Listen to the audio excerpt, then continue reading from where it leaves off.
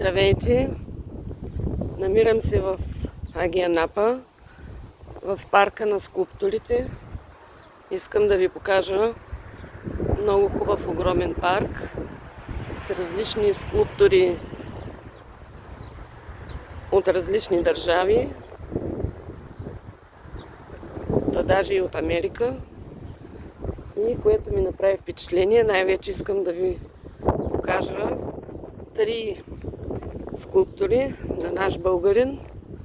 Ето е едната. Ето е едната. Казва се Румен Минов Димитров. 2019 година е тази скулптура. Много са красиви всичките. Разнообразни. Долу в дъното виждате морето, развълнувано е. Много духа вятър, дано ни се чува в видеото шума от вятъра. Тази е втората и тя е много интересна.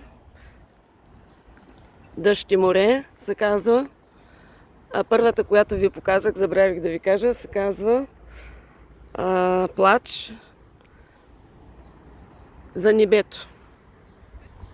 Тази Дъжд и море, пак на същия автор, скулптор, пак 2019.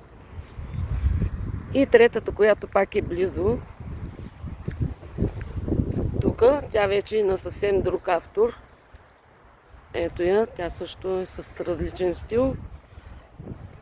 2018, наречена е Вълни на Малин Млинов.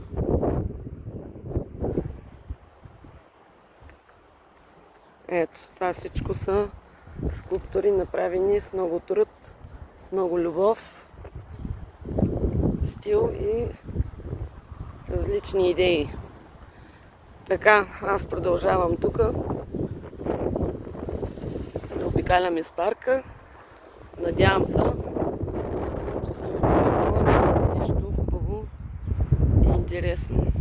Огромен е парка, няма да мога всичко да ви покажа.